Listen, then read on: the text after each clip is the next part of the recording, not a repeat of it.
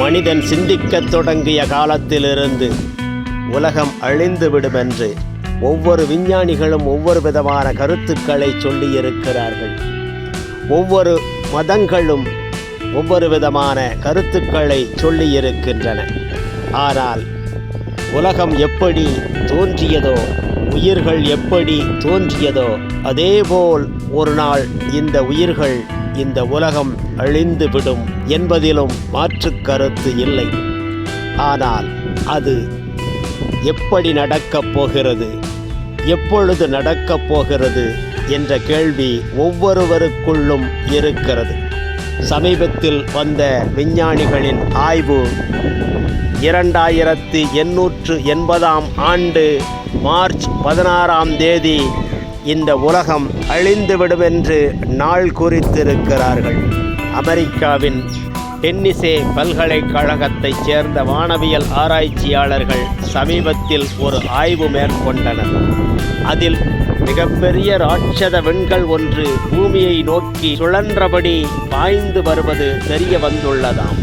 அந்த விண்கல்லிற்கு 1950 DA என பெயரிட்டுள்ளனர்.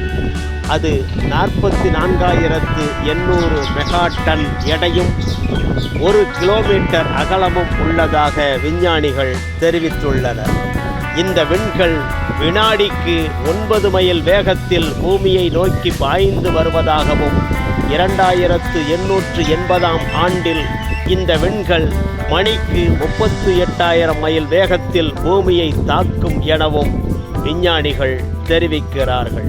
அப்படி இந்த விண்கல் மோதினால் பூமி அதிபயங்கர சத்தத்துடன் வெடித்து தட்பவெப்ப நிலையில் மாற்றம் ஏற்பட்டு சுனாமி உள்ளிட்ட பேரழிவு ஏற்படுமாம். அதன் மூலம் மனிதகுலம் முற்றிலுமாக அழியும் என அவர்கள் ஆர்வம் சொல்கின்றனர்.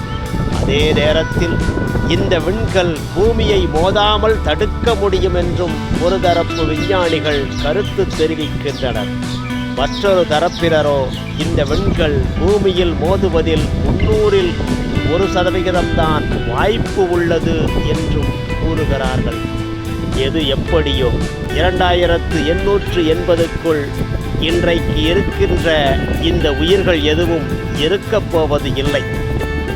இன்னும் 800 ஆண்டுகள் கழித்து நடக்கப் போகும் அந்த சம்பவத்திற்காக இப்பொழுதே நாம் கவலைப்பட தேவையும் இல்லை. ஆனால் என்றாவது ஒரு நாள் எல்லோருமே அழிந்துதானே ஆக வேண்டும்.